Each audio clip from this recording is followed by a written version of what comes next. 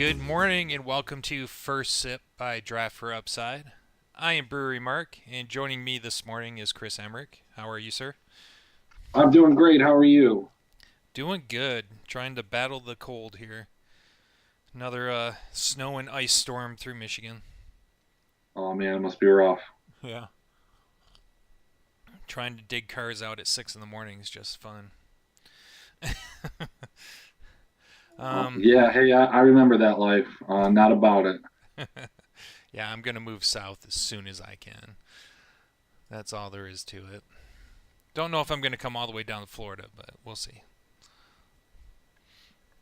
So, how was your day in DFS yesterday? Um, I had some things that were correct, and I had a lot of things that were wrong. So just kind of recap, the bet of the day was Orlando plus 4.5 over New Orleans, and that was a favorite game stack. Half of that was right. Orlando absolutely killed New Orleans, who did not come to play. Said fade Anthony Davis. That was right, but really could have faded anybody on and everybody on New Orleans and been right. So Williams is one of my picks, and he certainly didn't come to play, but I think that was a byproduct of being down almost 30 points at one point in the beginning of the game and just really not looking like a team that wanted to be there. But Jonathan Isaac looked great, and he continues to impress. He's a guy that had a rookie season that was hampered by injury, and he's really coming on mid-season form here, and really exciting for the Magic to have a guy that's playing like that. Almost everybody on the Magic delivered except for DJ Augustine, who was in my lineup.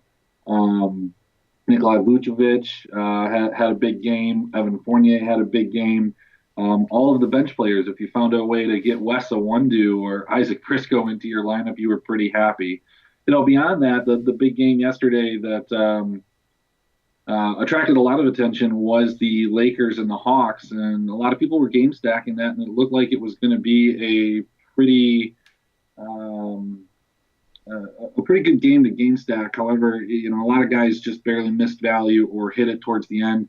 The two big ones being LeBron having a huge game as point LeBron, pretty much edging out any type of value from Rondo.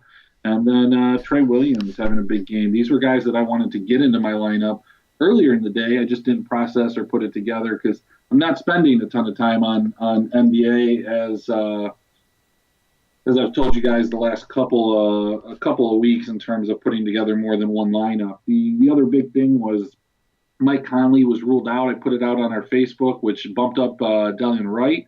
But as the game started, I was like, man, a sneaky play would have been Avery Bradley, and he came out of nowhere and had his season high in terms of points scored, which I thought of, but I thought of at like 7:35, so it was a little bit too late. But yeah, so it was one of those things. Just you're right sometimes, you're wrong other times, and the more time that you have to put into NBA, the better. You can put your process together. If I'm really putting in significant money, I'm usually going to spend 3 or 4 hours, a couple hours earlier in the day, and then at least an hour or an hour and a half before lock, and just kind of thinking through things. As with any DFS, I think you just have to have thought ladders, and that Avery Bradley idea was a thought ladder. If Mike Conley's out, who stands to benefit? Everybody does. Who's the direct benefit?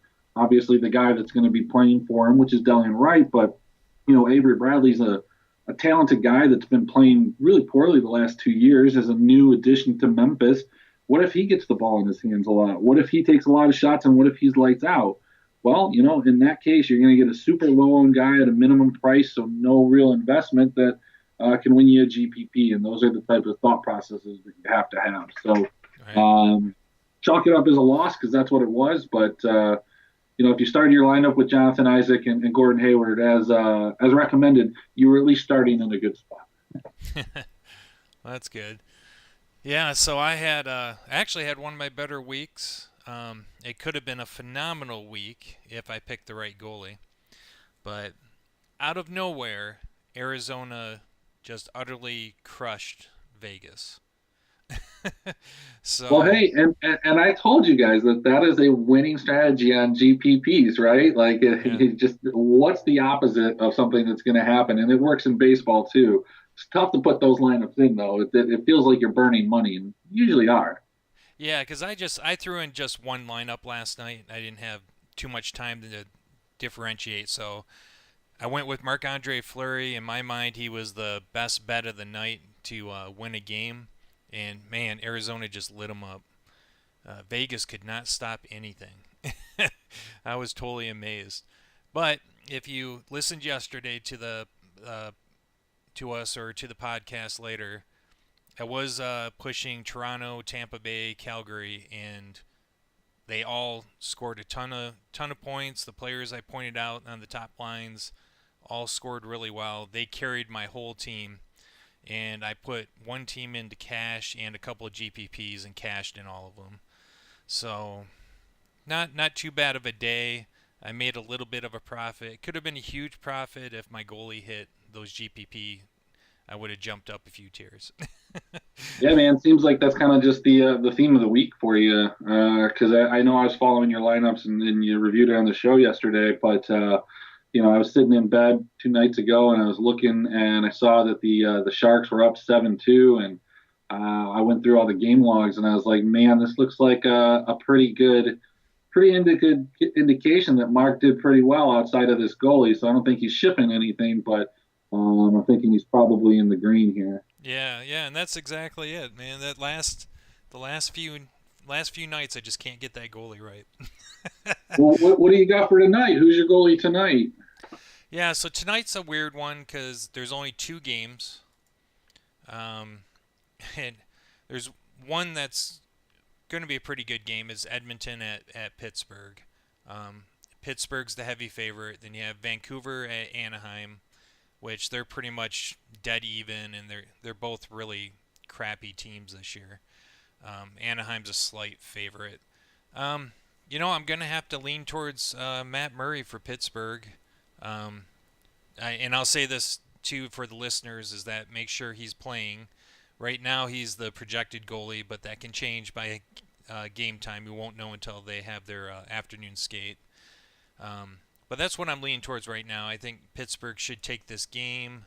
Um, they've been playing really well. They got Malkin back, Berstad's back, so I actually kind of lean towards them. They put them together for the first time on a line on Monday, and they played really well together. So I'm kind of leaning towards that second line of Malkin and Berstad. Um, I Yeah, and can't. I think it's important on these small game slates is that I preach thinking contrarian in football small slates, but I don't think that this is any different.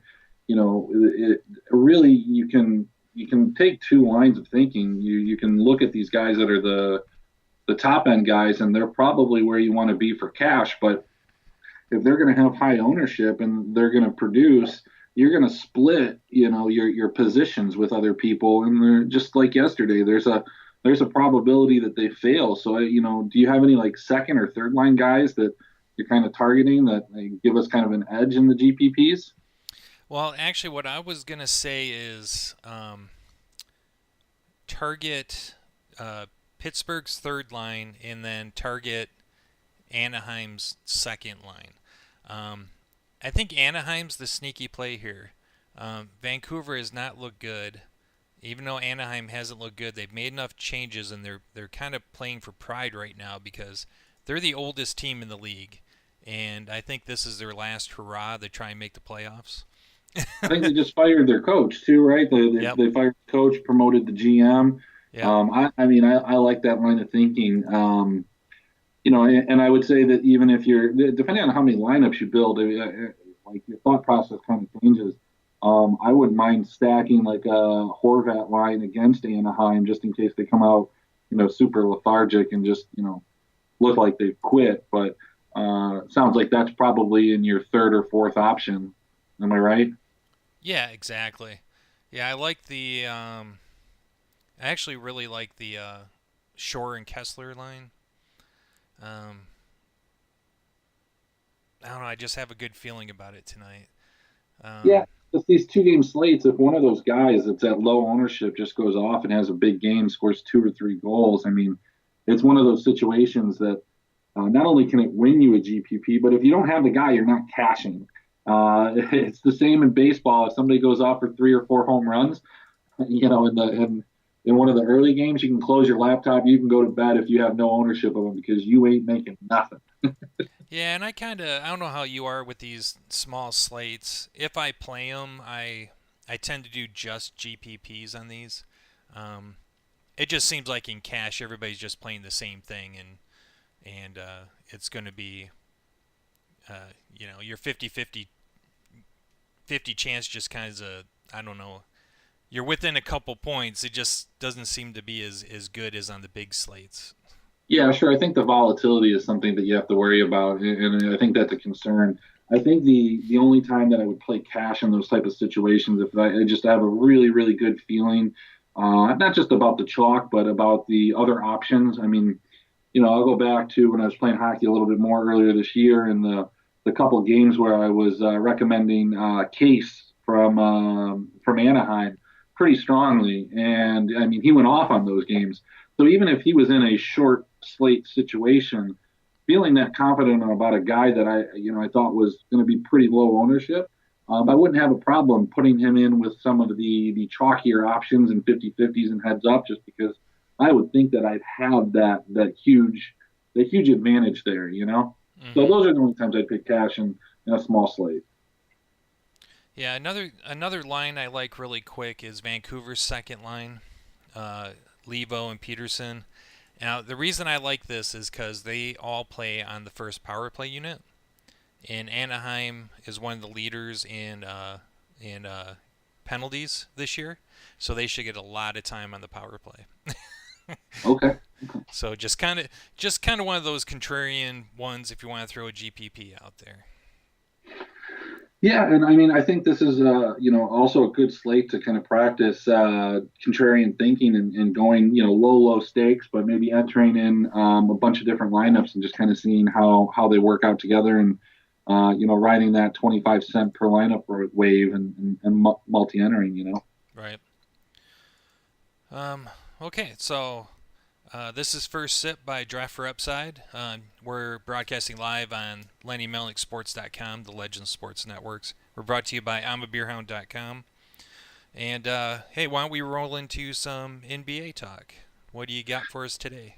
Yeah, well, hey, we have a 11 game slate today. This is going to be one of the last big slates for a while. There's a lot of fantasy goodness on the slate here, so I want to focus more so on a couple smaller spots, some options that you might have, and some pivots off of what I think is going to be perceived as chalk. When it comes to the bigger guys, the studs, you can usually pick them on a given day and be successful with them just because that's why they're studs. But Ranas Kirkus was just ruled out by Brooklyn, and they're going to be playing Cleveland. This Brooklyn Cleveland game is going to be my bet of the day. We're 2-0 so far. I'm going to take the over on 222. Brooklyn is playing recently at one of the fastest paces in the NBA, and by one of the fastest paces, I mean the fastest pace. Despite that, Cleveland's a slower team, but both of these teams are really bad defensively. So when you get an up pace game with two bad defensive teams, what do you get? You either get a bunch of rebounds or you get a bunch of scoring. So this is a great game to game stack. With Kirkus out, I think it opens up minutes for Ed Davis or even Rondé Hollis Jefferson. I prefer Davis in the power forward position there. On the other side of the ball, Colin Sexton has been very effective scoring the ball recently. I think he's certainly an option, but I'm really going to go back to that Marquise Chris option. I'm going to go back to Larry Nance. Kevin Love was just ruled out. He won't be playing tonight. Going to open up minutes for Larry Nance and Marquise Chris, and both of these guys are still adequately priced, both on DraftKings and FanDuel, that they can crush their value. I do think Larry Nance is going to be chalky, and that's why I like Marquise Chris. I think he's a little bit of a pivot away from him. I don't think he's going to have the same type of ownership. So you could even go with like a Marquise Chris, Ed Davis combo on your FanDuel selections. They're both cheap. If I'm wrong, you can rule them out. Hopefully they both don't crash like Zubac and Parker. But those are the risks that you kind of have to play when you're playing FanDuel. You got to find some of those cheap guys to put in your lineup. Hope they blow up. If they don't, it's okay. A couple other spots. Joel Embiid had a really, really disappointing game yesterday against Boston, and he typically does against Al Horford, who's defended him really well over the last 8 games that they've played. but now he's going into the Madison Square Garden. He's going to be playing the Knicks, DeAndre Jordan, Mitchell Robinson, and a really leaky New York Knicks defense. So I really like Joel Embiid in this spot. I think he's really going to crush. On the other end, I like Mitchell Robinson. Guy is still way too cheap. He puts up block after block after block, and specifically on FanDuel, that's going to get you a lot of extra points because those are worth three per. So if a guy can pick up 3 blocks, 2 steals, you're already at 15 points. If he's got a $4,000 salary, guess what? He only needs to tip in a bucket or two, get a couple rebounds, and he's right there for you. Quick note, going right back to that Brooklyn-Cleveland game, another reason I do really like some of the plays there is over their last, I think it was 5 games, over their last 8 games, Brooklyn has been giving up 8.6 steals and 8 blocks per game. Further reinforcing the point that Larry Nance and Marquise Chris are going to have the option to block a lot of shots from that Brooklyn team and maybe get some steals too, and then really rack it up, like I said, 3 points per. So that's a point that I'm looking at there. Let's see. The other guy that I think is a low-owned, cheap guy, I don't have a problem going back to Ivan Zubac. I think he had a tough matchup against, Cat, kind of abused him, and Minnesota came to play, but he's going to be playing Phoenix. DeAndre Ayton, despite what he wants to say in the media, is not a good defensive center. He was just recently asked about his defense and what he's doing to work on it.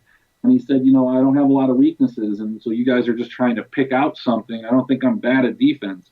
Well, hey, look, when you're the 31st out of 33 ranked centers, you're bad at defense. So I don't have a problem with Ivan Zubac in that situation. Couple guys that I think are a little bit higher priced than I want to get into would be Luka Doncic, would be James Harden. In that same game, though, instead of going back to or going to James Harden, I think Chris Paul is adequately priced. He's been playing good. He's been looking a lot like he was last year. And I have a lot of confidence going there. One other spot that I'm looking at is the Denver-Sacramento game. Gary Harris is going to be ruled out. I think that gives you some extra minutes with Malik Beasley, Jamal Murray, Monty Morris. That guard situation is kind of cloudy. I'm not sure that I really want to put any of those guys in a cash lineup because of the shared minutes, and really it almost feels like they go with the hot hand there. Nothing wrong with that approach. But picking the right guy for a GPP can really give you an advantage. So I don't mind looking there. And certainly Nikolai Jokic is going to be a slam dunk. He's going to use Willie Cauley-Stein. He could have a big game. And then one last spot that I've got, actually two. I've got Dario Saric. He is in the starting lineup. His salary's up to $5,000. And this is on FanDuel. But in the starting lineup, over his last 4 games, he's put up these were not even in the starting lineup, 35, 28, and 15. Over his last 3 games, he started last game, got 33 minutes, put up 36.6 fantasy points. The kid is talented when he gets the option to shoot the ball. And that's the big thing. These games that he's putting up these higher fantasy totals, he's taking 11 shots. His usage climbs up into the 20s where when Minnesota has all their pieces, when Wiggins and Rose and Teague and everybody's not injured, he's only taking 3, 4, 5 shots. And as a result, it's tough to put up some fantasy numbers, even with some peripherals of anything that we want to target. But he's been announced as the starter for this game, so I feel pretty confident that his usage is going to be up there and he's going to pay off his fantasy spot. Last spot that I want to talk about is Bobby Portis. Bobby Portis shot 10 threes last game. Hey, look, man, if he's going to shoot the ball 17 times, he's going to have a green light to shoot 10 3-pointers. You want him in your lineup because that is a guy that can put up, peripherals in the rebounding category. He can do some assists, some steals and blocks. Those aren't his big thing, but if he's going to shoot the ball that much, he's a talented scorer on a Washington team that is kind of devoid of talent right now with John Wall out. Satoransky, who I think is a great point guard, I believe is still out due to personal reasons, leaving a lot of the offensive production on guys like Trevor Ariza, who had a great game last game, but you can't expect that type of offensive production out of him on a consistent basis. So outside of Bradley Beal, where's it going to come from? I think Bobby Portis is going to have that green light to shoot the ball, especially on the secondary unit. So that's kind of my recap for the basketball right there. I know we discussed we had a little bit of a shorter slate, so I wanted to maybe get into some AAF, just a little brief preview of tonight. How's that sound? Yeah, one I might have missed it. Did you mention is it Kevin Looney? Kevon Looney? Golden Yeah, State? but yeah, he's an option because DeMarcus Cousins is going to be resting. Portland's a tough team against those positions. What salary are you looking at? I haven't really. 3,700 on DraftKings, 3,900 on FanDuel. Yeah, on FanDuel, I like him a little bit better because you can drop his production. He's had some good games in the past, absolutely, but he's just not. He's not a guy that's going to go out and get you 35 points on FanDuel or on DraftKings, 35 points. So, yeah, in cash games, sure. If you're looking for a punt option, I like Marquise Chris to give me a little bit more upside than Kevin Looney. I think Kevin Looney has a little bit safer floor. So he might be a good one on FanDuel where they drop Yeah, the lowest player. I think he's viable in both spots. He's just not really an exciting player to me. So, um, hey, if you need the salary, he's a guy that you can go to as well. I've got a couple other guys on my roster that I like at lower prices, so I'm not really looking for that. But I suppose you could put together a full studs and scrubs lineup with, Ed Davis, Marquise Chris, Kevin Looney, and then go pay up for some of the more expensive guys Blake, um,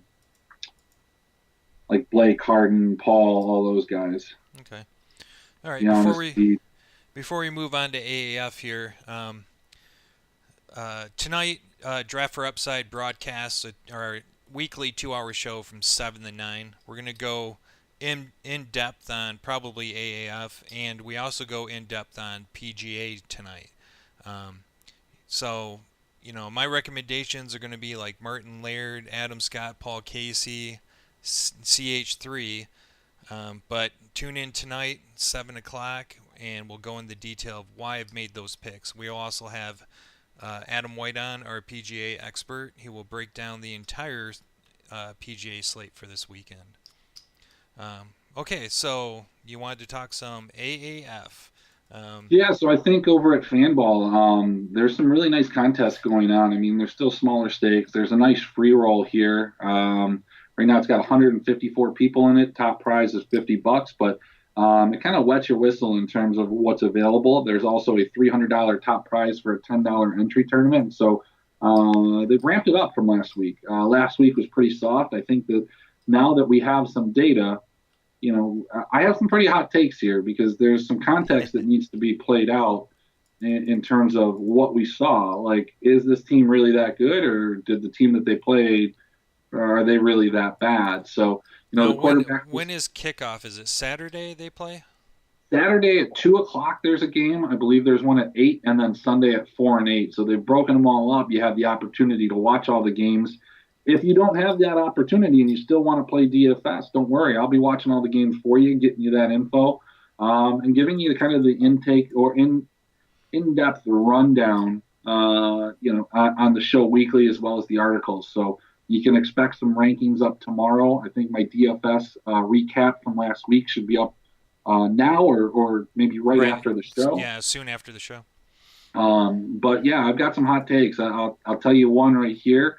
A lot of people are still high on Tyrion Falston, the Atlanta running back. I think he's a complete fade. And a lot of people are not talking enough about Jaquan Gardner because San Diego just doesn't run the ball a lot, but his involvement in the pass game, I think, makes him a really, really nice GPP play. And he is actually the eighth most expensive running back. So really some value there. And there's some other guys that I just don't like that are priced ahead of him. I'm not going to go too far into it right now, but we definitely will go into it later and in the articles. So tune in for that, and we'll go through all this and rank out the wide receivers. And if you have any questions, feel free to fire them at us tonight and go look at Fanball. I don't have an affiliate link or any type of referral, so just go sign up, put some money in, and we'll help you win some money. All right, it's amazing how this first sip show goes so fast. We're already out of time. So uh, we're Draft for Upside. Join us tonight from 7 to 9 p.m. and we will be back tomorrow at 11:30 for more DFS plays.